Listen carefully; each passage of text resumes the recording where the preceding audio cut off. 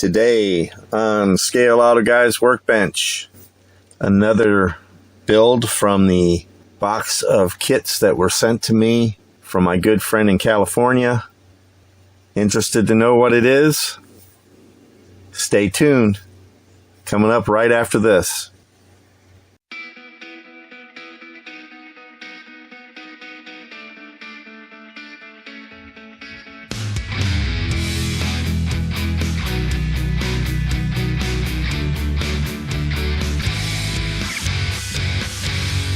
Welcome back. Today's kit is somewhat of a, well, it's an older kit, let's put it that way. There is a little bit of history behind this kit, but for now, let's just get on with what I have here. This is the MPC 1984 GMC pickup. This one is molded in black. Let's take a look at what came in the box. First up is the cab. Now this is a 2024 issue of this kit, so the plastic is kind of, I don't know, it's not real shiny, but then again, it doesn't have to be. But you can see where they have the indentations for like a sunroof in this kit. Now traditionally I've had issues with this kind of stuff where they have the lines molded in for cutouts. If I just decide not to do the cutout, it leaves the mark on the plastic, and sometimes that shows up in the primer, and then again sometimes it goes beyond that and shows up in the paint. So I'm not a big fan of when they do that. It's just, I don't know. This kit here does not have the sunroof option, but like I said, this kit's been around for a while. It's been through several different iterations. All right, next up is your truck bed. This truck bed is kind of unique, and what I mean by that is the history of this kit. Now you see these lines molded into the side of the bed here. Now these were made for a purpose, and that purpose is, well, gather around. Let me give you a little history on this kit. So back in 1982, MPC decided to make this kit for the Fall Guy TV show. And in the show, the truck had these little doors here. Now there's a little part that goes in here that encloses this. It's a box. It makes this a box back here. And for the TV show, these were access doors so that they could get to things that they were trying to smuggle, like guns or people or whatever. I don't know. I never really watched the show. I think I've maybe watched 2 episodes of it. To me, it wasn't very interesting, but that's why those lines are molded into the bedside. So this is actually, the deserter is actually the Fall Guy TV show truck, only this time, according to the box art, it's painted black. So they just updated it a little bit to call it a 1984, and so that's the history on why that is there. I initially shot this portion of the video and I didn't have a clue why that was like that. So I did a little research and I discovered why those are molded into the bed. And that's your history lesson for today. Next up is your frame and chassis. As you can see and as you can tell, none of the suspension parts, exhaust parts, etc. are molded in. Those are all separate pieces, and well, we're going to have fun with this. I've been told, and what I've read online, the suspension for this truck is somewhat fiddly. I think that's the term they used. In other words, it's weak and hard to work with and what have you, but we'll come to that when we come to that. Next up is your one-piece windshield and back glass. As you can see, that's just a hole there. There's no sunroof, although I could probably open that and give it a sunroof. What the heck? And then your taillights. The taillights do not have a provision in there for your backup lights, so those will have to be painted in. Next is your interior tub. They did do a little bit of detail on those doors. There's a little bit better than some of the kits I've recently been building. They do have kind of a carpet, kind of a texture on the floorboard.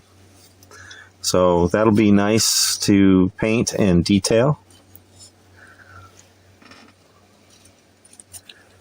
Next up is your push bumper, a brush guard, and your roll cage, or yeah, roll cage. I'm not sure what these are for. I'm going to guess and say it's probably something for the suspension, but I could be wrong again. We'll figure that out as we go. Or it could just be an extra part from a previous version of the kit. Next tree is your shocks and your front and rear differentials. And you can see that they're two-piece. Next tree is your exhaust system, drivetrain parts. I was looking at this and was trying to figure out where that goes, because the bumper kind of meets flush to the bottom of the grill, sort of. But that piece is where that goes. It mounts in there and goes just between the grill and the bumper. So that's going to be interesting. Next tree is your wheel backs, some suspension parts, lift blocks. So you can build this truck at a stock ride height, or you can jack it up. This little piece here goes in the front of the bed as a little bit of a box there. There's your tailgate. There is some flash on this that needs to be taken care of, but it's an old kit, so you have to kind of expect some of it. A lot of you guys out there don't like MPC kits, and I think they're on par with AMT. Not always. AMT is just a little bit better and a little bit worse. It depends on the kit exactly. Okay, here's your dash, your hood. The hood again is like the cab of the truck. It has relief lines in there for cutouts. So if you're going to be doing an engine with a blower on it, you can cut that out, or you can cut out the bigger section. And again, it shows through on the outside. I don't know if you guys are seeing that in the camera. Yep, there it is. So that's going to be fun to make sure, to cover up, what have you. Ugh. Can't speak today. Here's your engine. For the era, I'm going to guess and say that's probably like a 350. And it has an automatic transmission.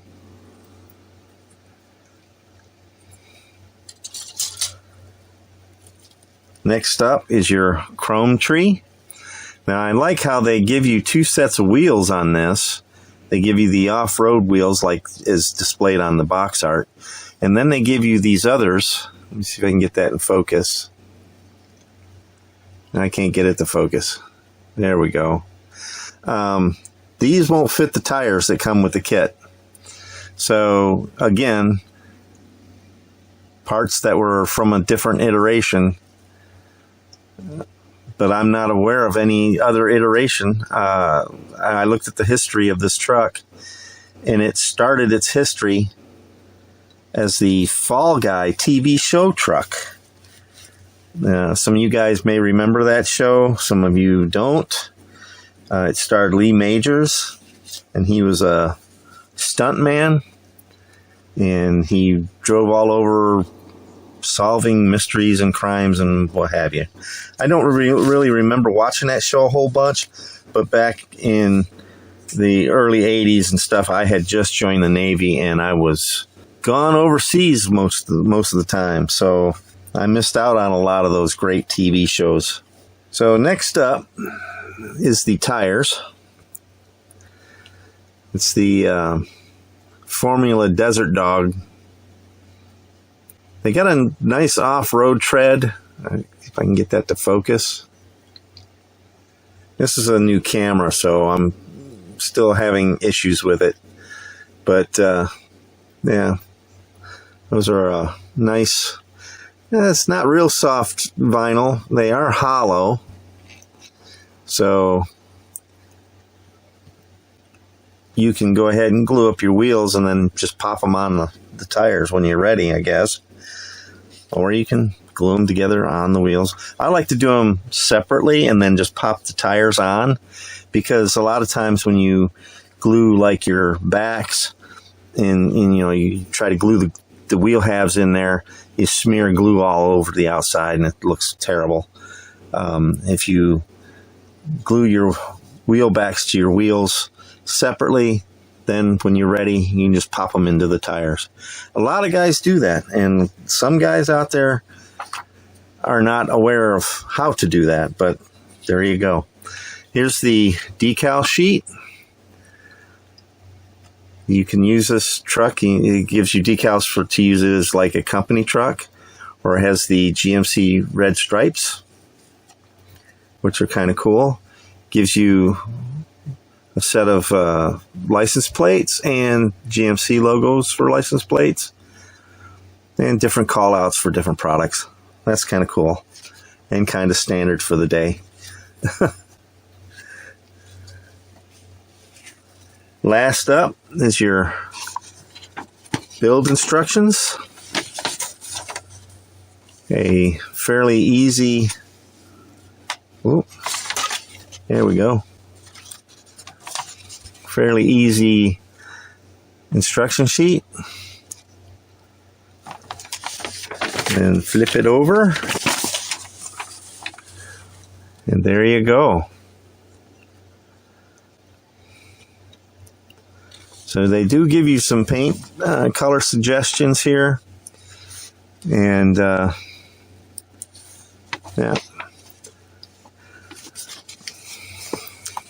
All right, guys. I have not decided on a color yet or a paint scheme.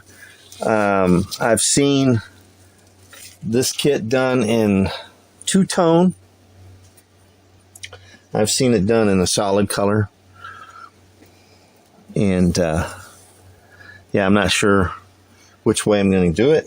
But I also have here that I had in my stash already the what year was this? 2022. The 2022 version of this kit, and it's molded in white. So this will give me a lot more options as far as colors go. The black is going to be kind of limiting, because the darker the plastic, or the like red or orange, it tends to be a little bit hard to cover that color. The black is going to be the same way, so I might go with a black themed truck, or a darker color at least. But anyway, this is just to show you that they did mold this kit in white and in black, but we'll save this white one for another day. In the meantime, let's get some sub-assemblies done and head over to the paint booth. We'll throw down some primer, and hopefully a color will come to mind that I want to paint this truck. So Be right back. All right, fellas, I am pretty much set to go to the paint booth. I've got all of my pre-assemblies done. The engine's done. Everything is on my sticks and in my clips here. Everything's ready for primer. I went ahead and did the lift blocks ahead of time before I painted. That way there I didn't have to clean off surfaces to get anything to glue down. I also have the body ready to paint. This had a little bit of flash on it, some mold lines up here in the cab corners, down in here on the A-pillars. I've got the hood kind of taped in place, as you can see there. What I did is I took some painter's tape and I rolled it up, and I put a piece here and a piece here to kind of elevate the hood off of the body. So that way when I paint, I get the hood edges. But I taped it in place to keep the hood from blowing off when it hits the primer, or the primer hits it, I should say. The bed. Now let's talk about that. The tailgate was supposed to have a little hinge nub on each side. Well, this one didn't. It only had it on one side and it wouldn't stay on there. So I ended up gluing the tailgate in place. It's going to be all right. Once you get some paint on it, you're not going to see any marks or anything like that. There was quite a bit of flash in the wheel wells and on the very bottom of the body, including the cab section. But that's all been taken care of. We're all set to go to the paint booth. So let's hop on over there. We'll get some primer laid down. I still haven't made up my mind a paint scheme yet for the body or the interior. Let that soak in a little bit and we'll go from there. And if you're wondering about this pile of stuff, this is all of the stuff from the trees that I trimmed off. There we go. Oh, one more thing. Back here.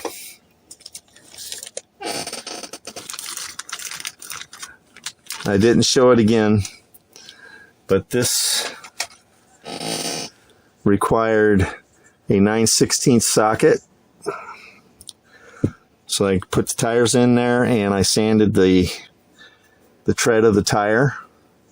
I don't know if that's showing up on the camera or not. I've got all the wheels mounted.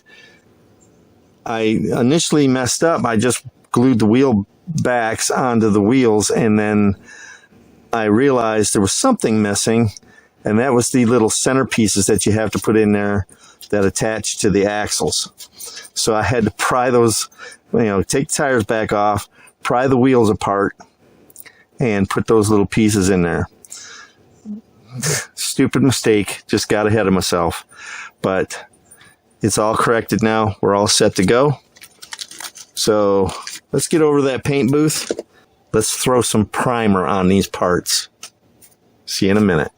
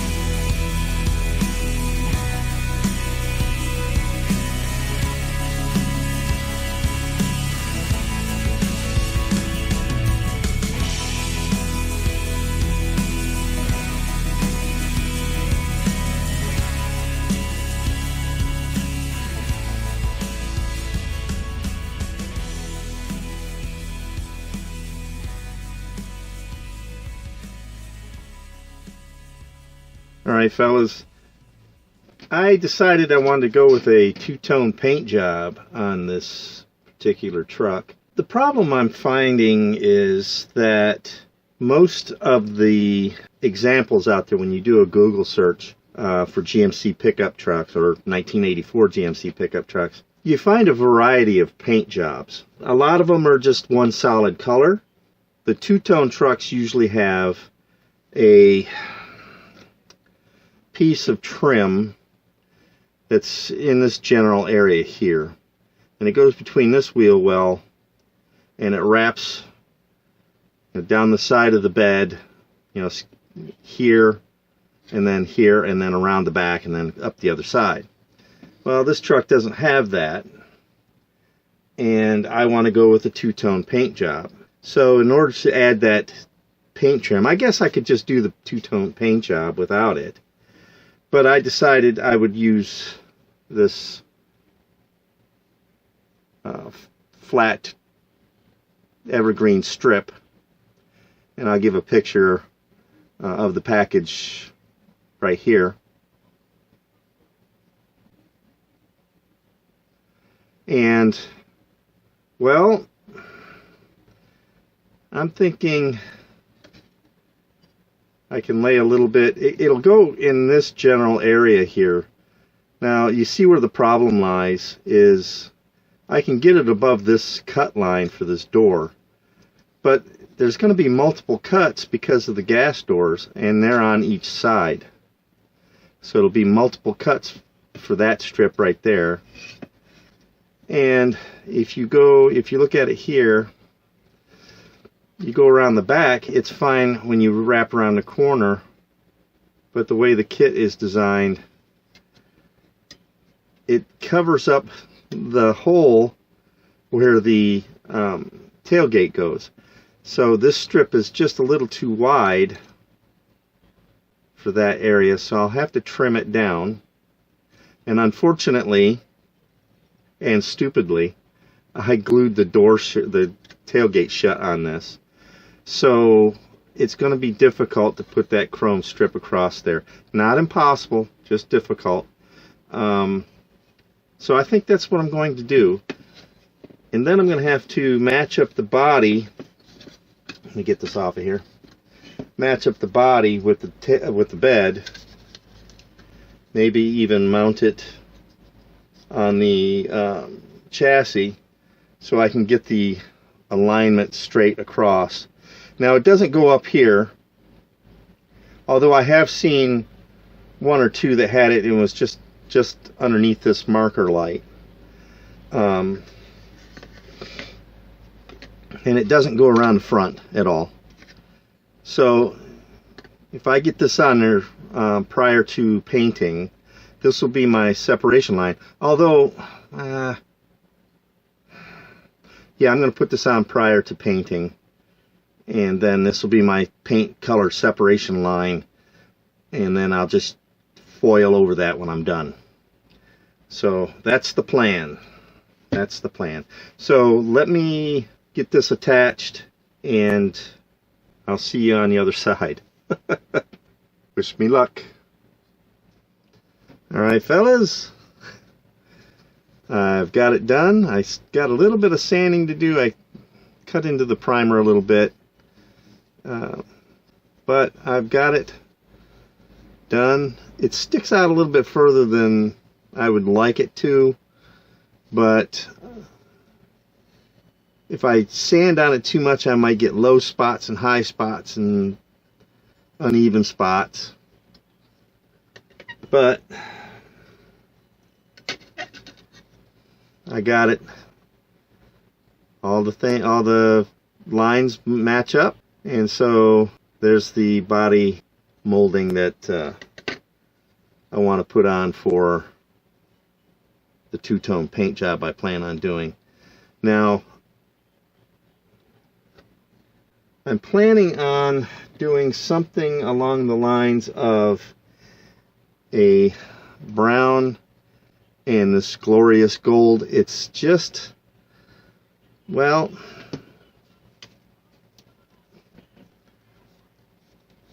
let me give you look at that color.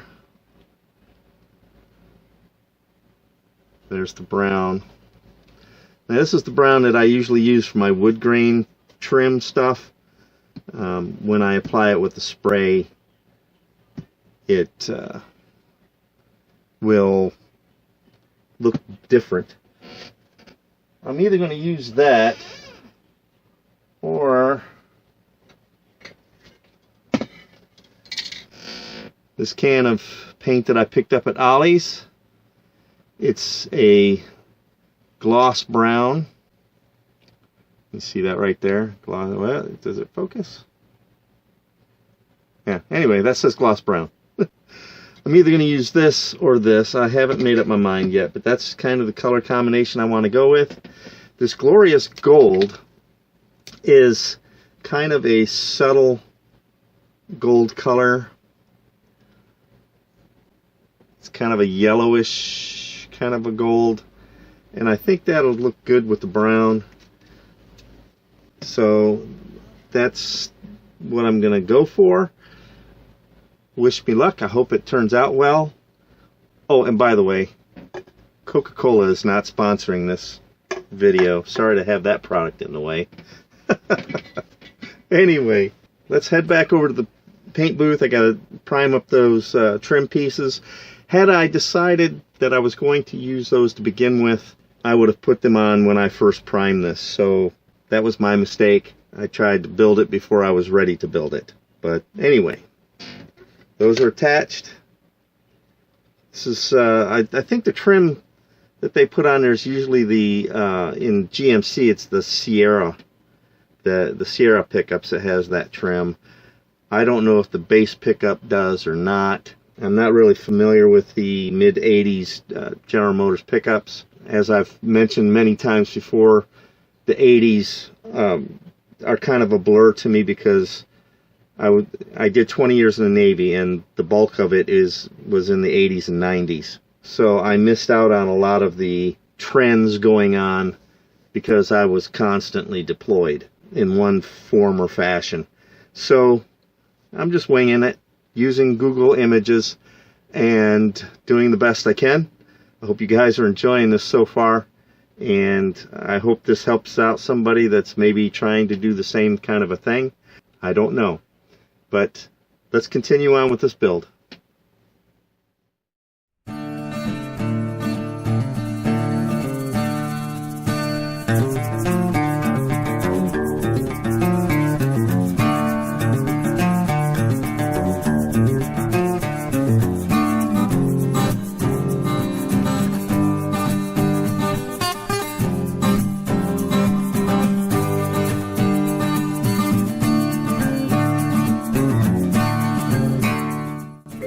Longer than a few minutes later.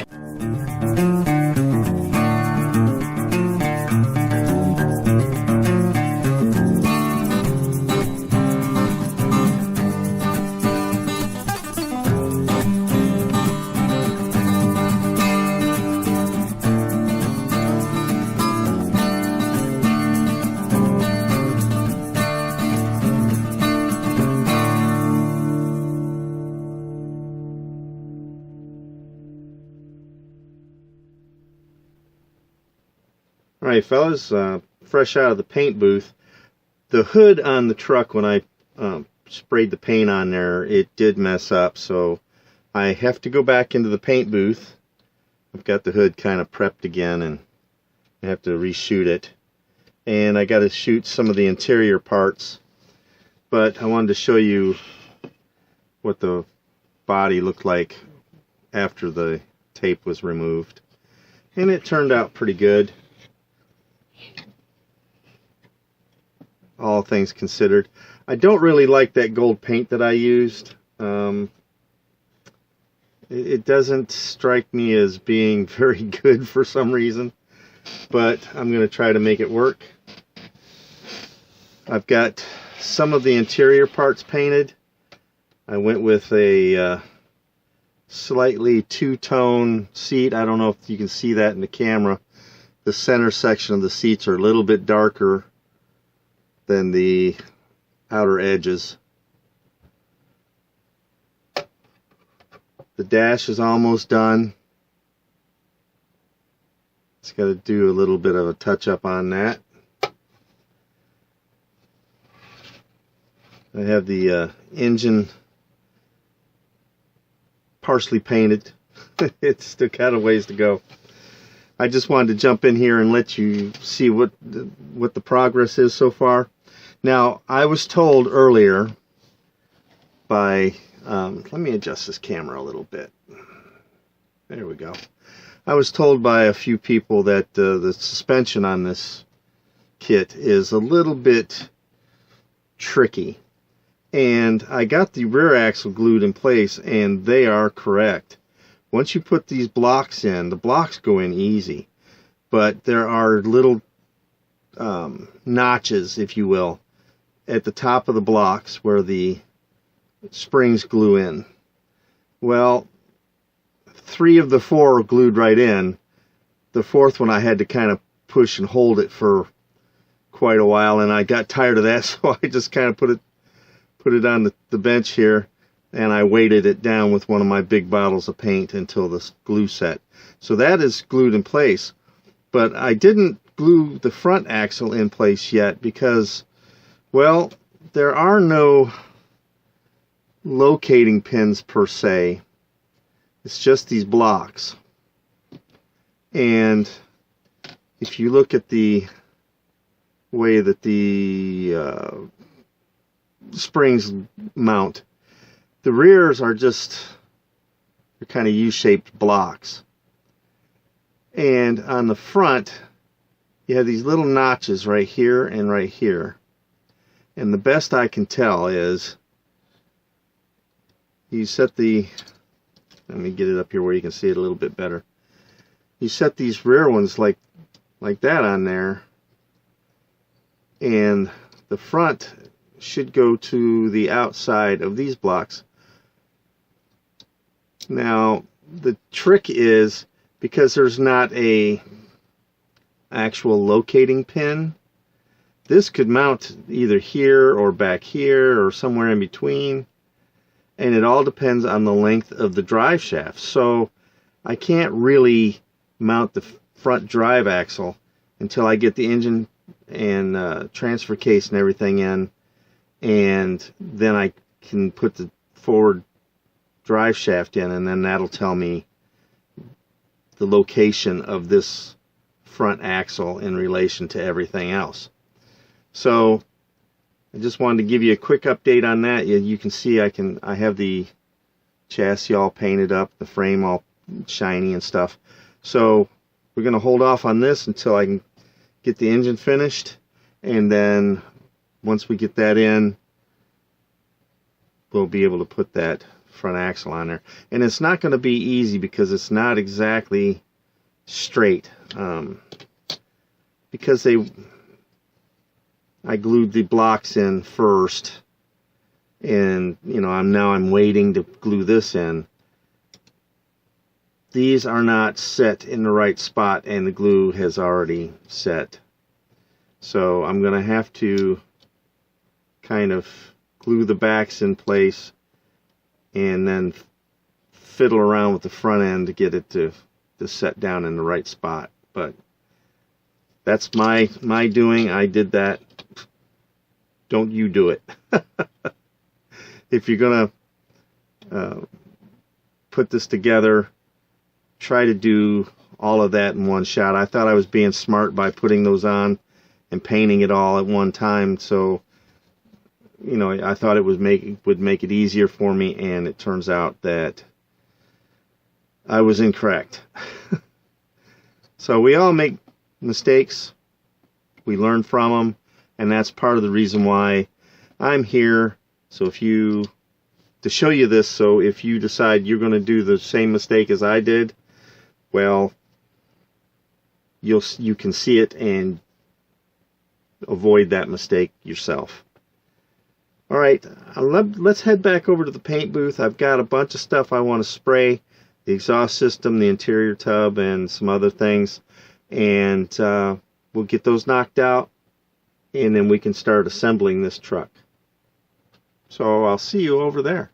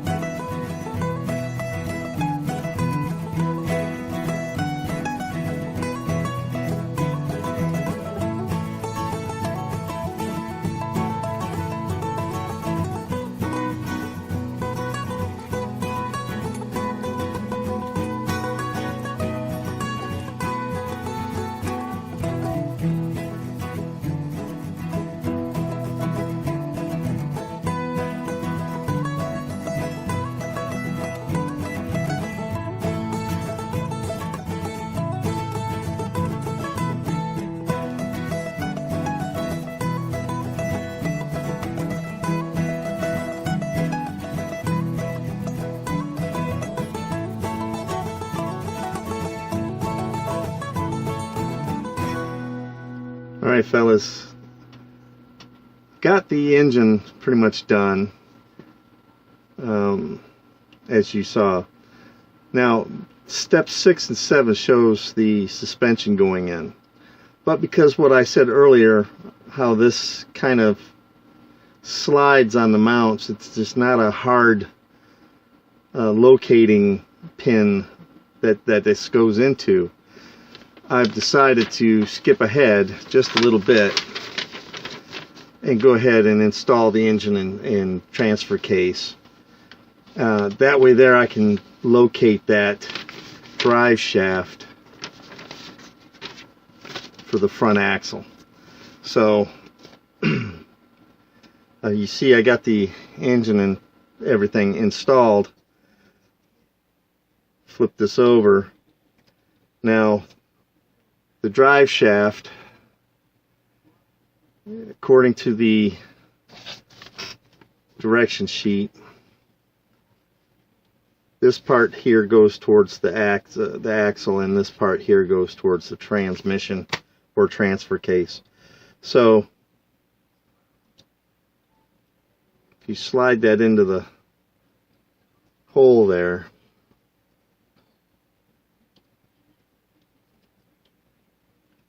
then you can, this is a little tricky because tight fit.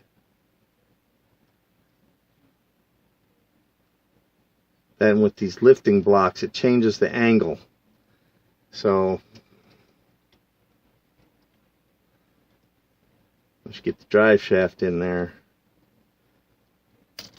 See, it's going to be a little difficult. So what I'm going to have to do is I'm going to have to glue the drive shaft into place and then go ahead and, you know, onto the transfer case and then try to go from there. It's, the angles are off, so it's going to be difficult.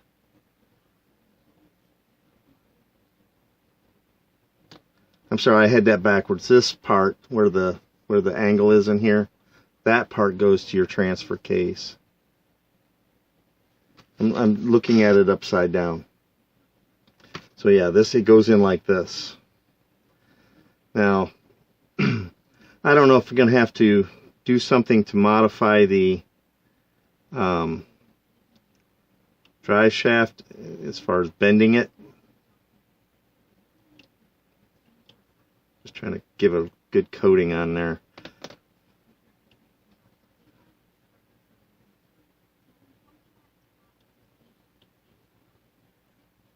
Okay.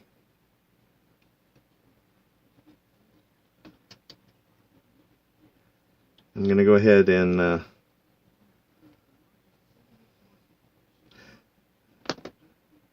yeah, I'm going to go ahead and put a little glue on here. This is a little tricky, and that's why I'm showing this part. I was told by somebody that commented on my unboxing video of this kit to watch out for this because it's a little tricky, he said. I believe that's the terminology that was used.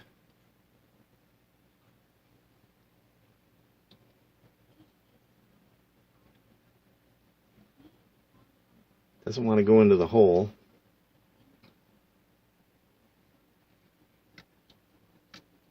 Yeah.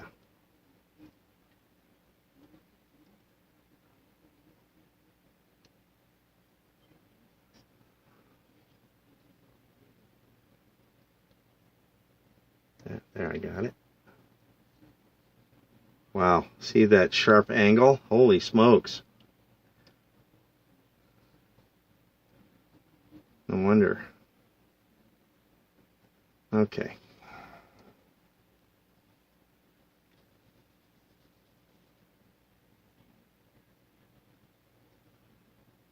And it slipped back out. So, oh, the transfer case is not. I just recently glued this in, so.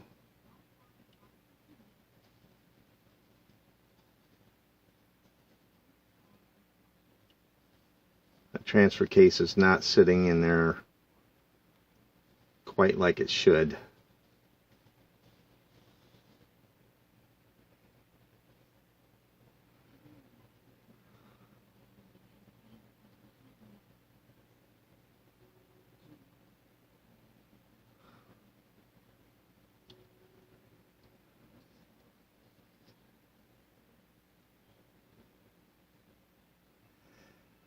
And the contact surfaces, again, the contact surfaces for the where the springs go onto those blocks, it's very small. And you look at how small that is. And so it's a poor design, as usual. As usual. And this is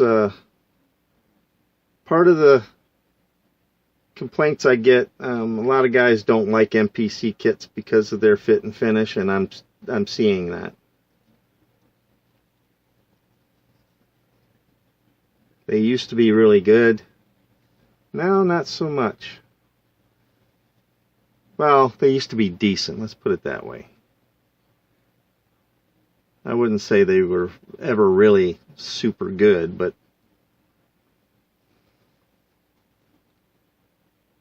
they have been better. Whoever designed this front suspension, or the suspension attachment points, I should say, could have done a better job.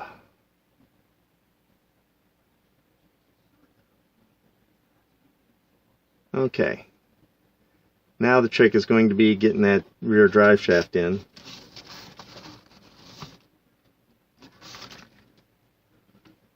And if you notice, I don't have the exhaust manifolds on the engine. I just now noticed that. I forgot to put those on.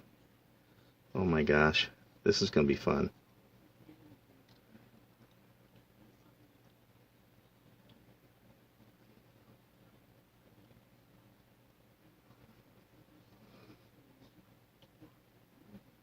I guess I've never really installed a lift kit on an actual vehicle, but I have been told that getting these angles right on the full-size vehicle is a trick, because if you don't get them right, they'll bind and wear funny and all kinds of stuff. And the same, I guess, holds true on this.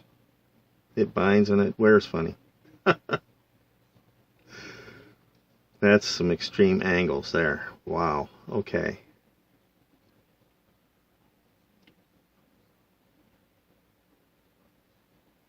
All right. That looks like I got it. Now we can just let it sit, let that glue cure, and try to figure out how I'm going to get the exhaust manifolds on that engine now that I've got it glued in. I'll get them. It's just I'll have to work a little harder. That's all. Okay. I'm going to let this sit and cure, and we'll be on with the next steps. All right. Now that that glue is cured, I'm starting to put the exhaust system in, and these go in just fine, and I did get the exhaust manifolds in place with no problems. The thing that I'm really having the issue with is on the exhaust pipes themselves, well, the tail pipes. There are locating pins here and here, and the same thing on here. Oh, that's not a locating pin. Sorry. I thought that was, that's why I left it there. Anyway, there is a locating pin here, and there is an associated hole here and here. The problem is, I don't know if it's because of the lift blocks here, or if you'd still have the same problem if you had the rear suspension set down in the lower spots, but the bend in this tailpipe here doesn't clear the block here. when you match up the muffler and you come down here and you try to put that pin in that hole, I don't know if you're seeing this or not, but let's see if I can change the angle. You see where the pin is? It won't clear this back here, so that pin will go in that hole. So what I'm going to do is I'm going to warm up this bend and straighten that out just a little bit. And it's the same thing on both sides. This is a little too sharp and it hits that shackle, if you will. So let me get that warmed up. I may have to touch up the paint after I'm done, and I'll get that straightened out. Let's give it a try. Alright, fellas, with the little help of a little Bic lighter here. They still have a curve to them, but I took a little bit out of it on each one. And I've already test fit them, and it works. So that might be something that you may have to do with yours in order to get the exhaust system to fit, unless you're using the headers, which are here. And at that point, they'll just dump out back here, and that'll be the end of it. But I'm going with the full exhaust system. So I'm going to go ahead and get this installed. And shouldn't take much. These are a bit easier to get in than the forward exhaust pipes. Not much, but just a little. Sorry, I was turning it so I could see, and you guys didn't. So there you go. The pin lines up. The muffler attaches to the pipe, and it clears. It just barely clears. I guess I could have just straightened that out, but this side would have worked straight, but this side here you have the spare tire carrier that would have gotten in the way, so I just left it to exit sort of out the back. And I fixed that little locator pin, faux locator pin. There you go, air bubble, go away.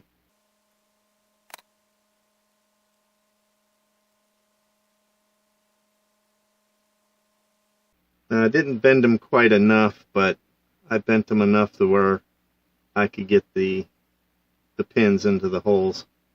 And that's really all I wanted to do. At this rate, I don't know, because I haven't looked at directions and I haven't seen anything on the parts trees. I don't know if there's extensions on those to get them out past the body or not, because those look kind of silly. I guess I could have straightened them out. Just leave it like that. Okay, I still have to do the shock absorbers, which are, they give you a million shock absorbers in this kit. I don't know why. There's 2 here, there's 4 there, and there's 2 here. So I realized this kit, excuse me, I realized this kit that it gives you the option of lowered suspension or the jacked up suspension, the lift kit, if you will. So that's why they give you different shock absorbers. But on the other end of the spectrum, they only give you one set of tires that requires the lift kit. Okay. Anyway, let's get these shock absorbers installed. And I think that's it for the suspension. And then, oh yeah, we got to put the tires on. Then we're on to the interior. So let's get started on that. Okay, after looking at the direction sheet, it's the part number 17 and 18, which are these right here. These are for the rear, these are for the front. And these 2, or should I say these 4, are for the standard height suspension. I'll be saving these for another project in case whatever. It'll just be spare parts, and it'll go into the spare parts bin, just like these headers will when it's all over with. Okay.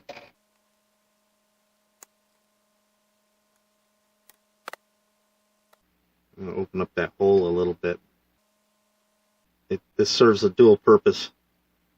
It helps me fit those over any alignment pins and glue, and also have bare plastic to glue to.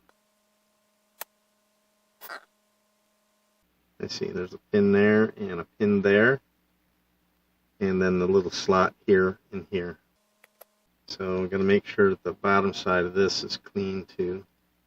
Now, I did not paint the axles on this kit. I left them bare plastic just because it was molded in black.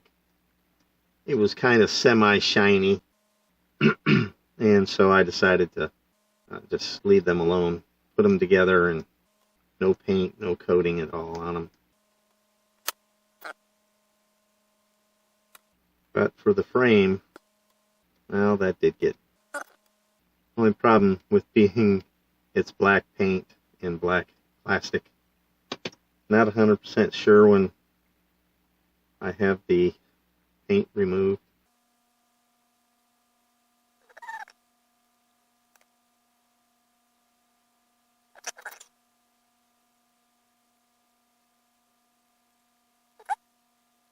The shock is not long enough to reach to the pin.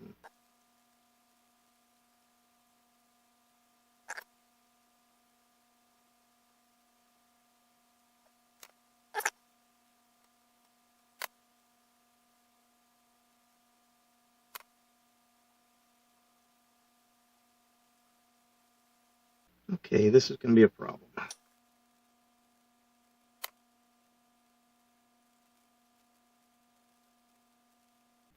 Okay, the rear shocks are in. Okay, I got the shocks cut off the tree. Now there's a little tab with a hole here, here, and down here. There's a hole on each side. So take the hooked end and fit it in, and then punch it down into that hole. I'm going to sand this end a little bit because I test fit this in place, and it fit kind of snug. So I think I might have a little bit too much paint on it.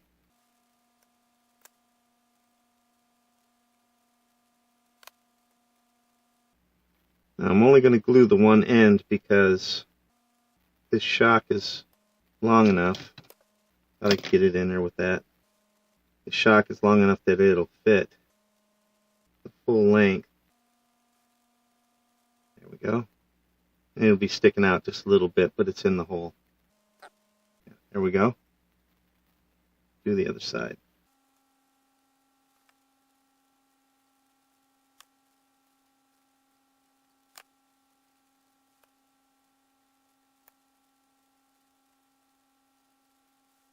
Where's the hole?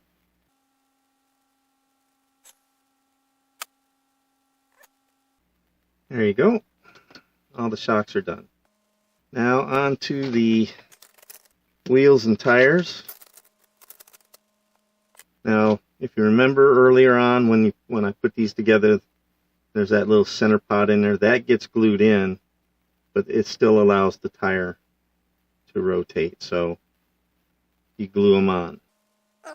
Let's just test fit them here real quick and see how well they fit. Not very well. That needs to be sanded a little bit more.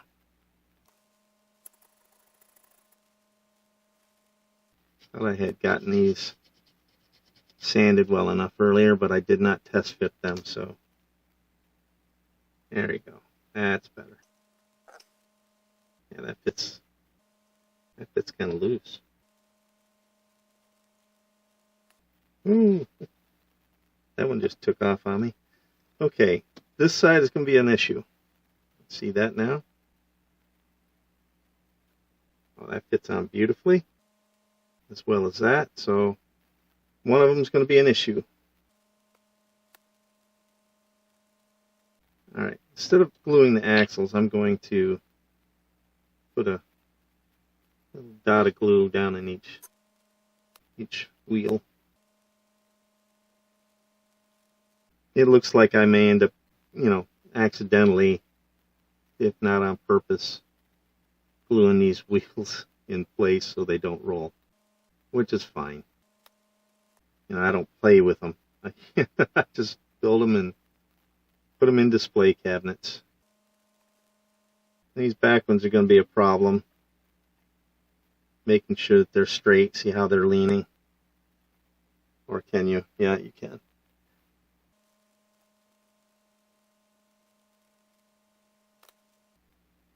The front ones I don't think are going to be an issue because they fit a little bit more snugly.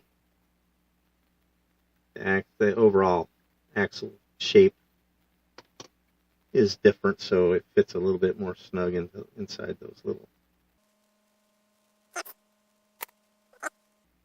Oh yeah, that's beautiful. The inside track is a little bit narrower than the outside. You can kind of see it right there. The front tires sit out further than the back tires do. Just a smidge, just enough to be noticeable. The rear axle should have been just a little wider. And the frame, it looks like it's got a little bit of, just a smidge of a twist in it, maybe, because this tire here is wanting to tilt in. There's that. Never thought that you could use paint bottles as an alignment tool, but there you go. Yeah, that back wheel track is just ever so slightly narrower than the front. I guess if we were doing tractor pulling, that would be a good setup. I don't know. Okay, I'm just going to leave this set like this until that glue cures. And I'll be back in just a little while. Of course, for you, it'll just be a few seconds, but me, it'll probably be 20-30 minutes.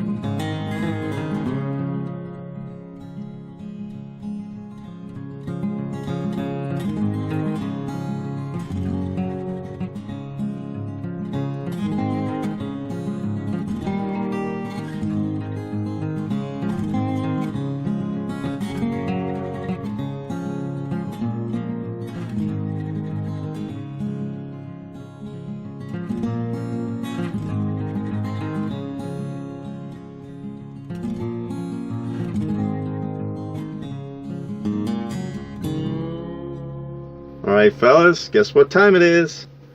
It's bare metal foil time! Yeah, I finally got this truck to shine up nice. I was having a little bit of issues with the paint.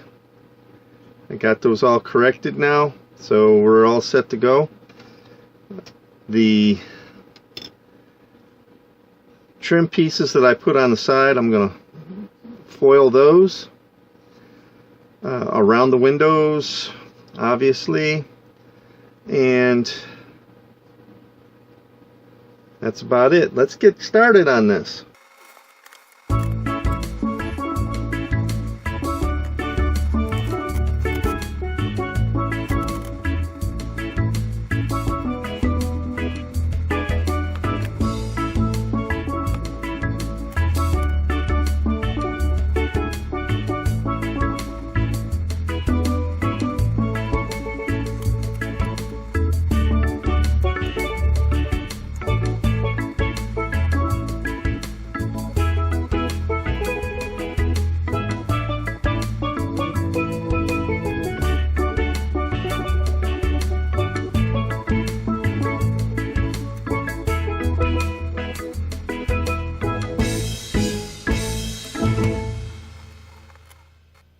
Alright fellas, got the first piece done here.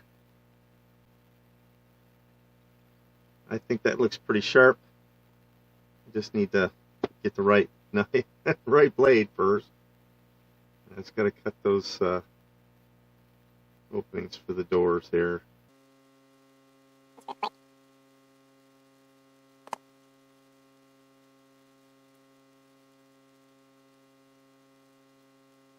Alright. That looks pretty dang good.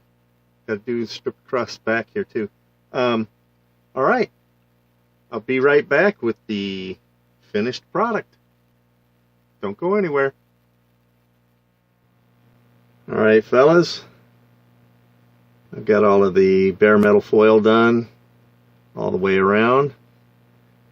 Did the wheel wells and the chrome trim. Even across the back, as you already saw. The bed is done as well. Even across the back. Now I had tape in here so that I had bare plastic to glue the taillights and stuff in, and I had tape in there when I painted this. I pulled the tape. I put some chrome foil in where the taillights go. Did the trim piece along the back and the wheel wells and everything. So that's it for the bare metal foil. Now we'll move on to doing the glass and the final assembly. So I'll see you at the final. Welcome to the final on this 1984 GMC Deserter pickup by MPC. Well, this kit has a bit of history. So I'm going to give you a little bit of history on this kit. This truck was first produced by MPC back in 1982 for the TV show The Fall Guy. Then in 1983, Airfix produced the same kit for the Fall Guy TV show as well. Then in 1984, the kit reappeared for the TV show Hardcastle and McCormick. How many of you guys remember that show?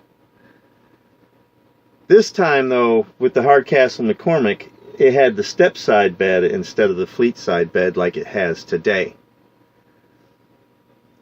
After that little run, the kit just faded out of production. That is until sometime in the mid-2000s when AMT Ertl produced the kit as number 31939 in 2004 and later on as kit number 38583 in 2007.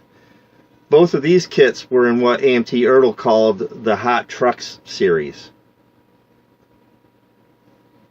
After that, it once again faded into history until it was resurrected by Round 2 back in 2016 under the MPC label, which brings us here to the MPC Deserter 1984 GMC pickup model kit. When it was reissued in 2016, it first appeared molded in white styrene. That was kit number 847. Later on, it was done in black styrene, kit number 848, and it became the black styrene kit became available later that spring. Wow, words. So I went to Google and did a quick search and tried to discover why they reissued this in two different colors. And what Google told me, that the white plastic version was intended for experienced modelers who plan to prime and paint the entire model kit to their specifications. And in the black styrene, that was intended for modelers who wanted a deep black vehicle straight out of the box with less need for extensive painting. Well, I guess I failed on that idea. For those of you that have been building for a while, you can testify to the fact that the color of the underlying plastic can affect the outcome of most any paint. Take the color red or orange, for example. Anyone that has tried to get a successful white paint job over those two colors knows exactly what I'm talking about.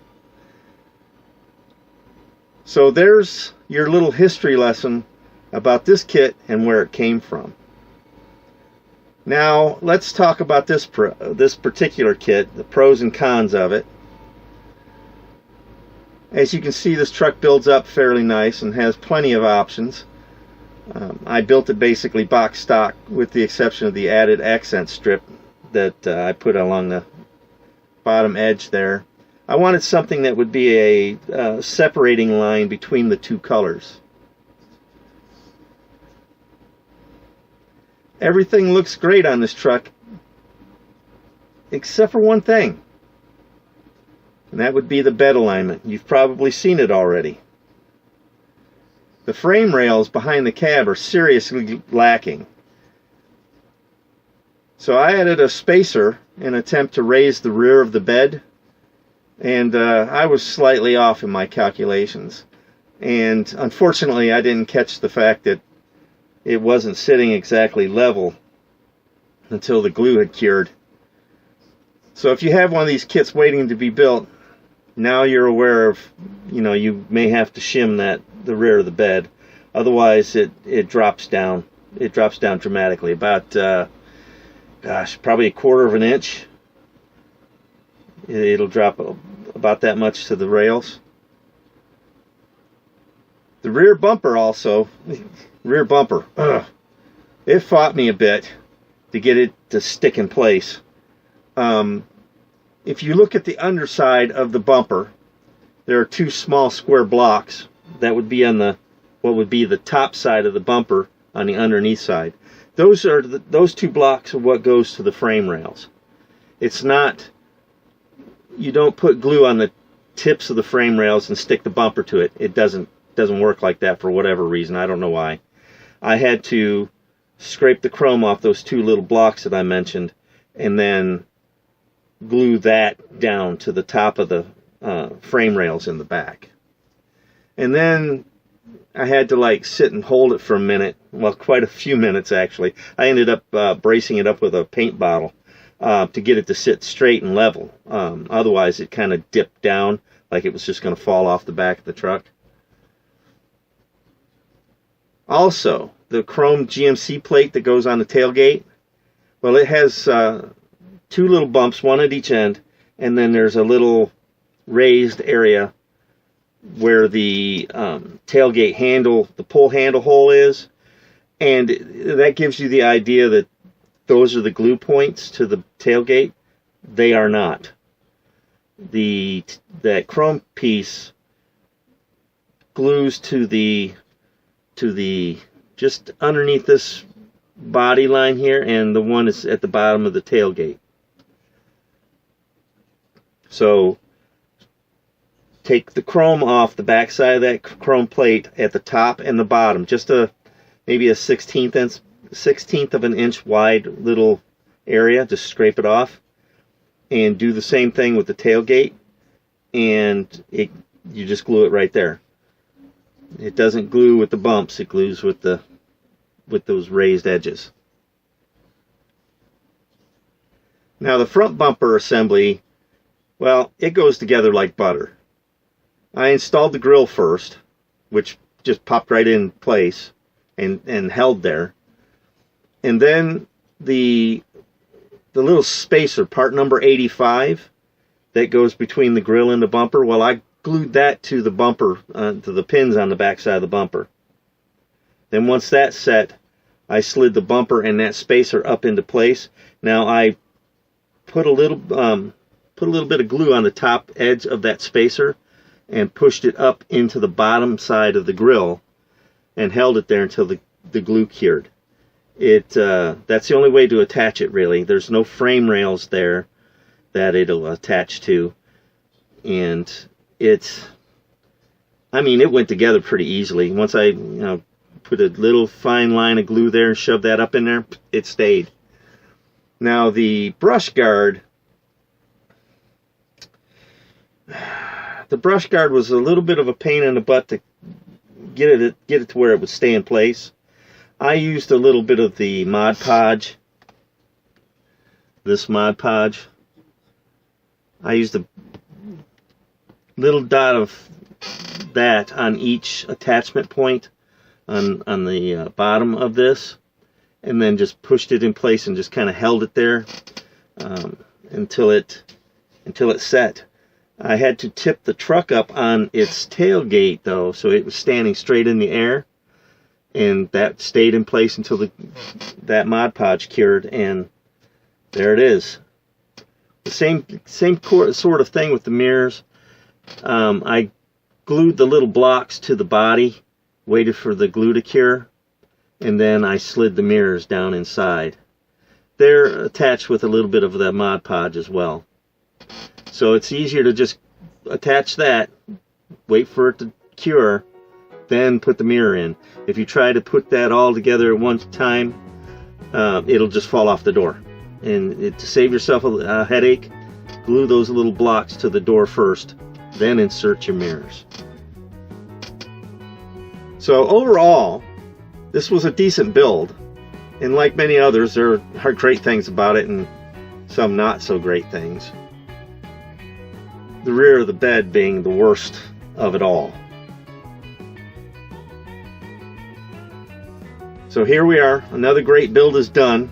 I hope you enjoyed this video. If you did, go ahead and click that thumbs up button. Share this video with your friends. If you have any questions or comments, please write those in the comment section below, and I'll be happy to respond as soon as possible. Be sure to follow me on Facebook, or you can drop me a line at scaleoutaguy@gmail.com.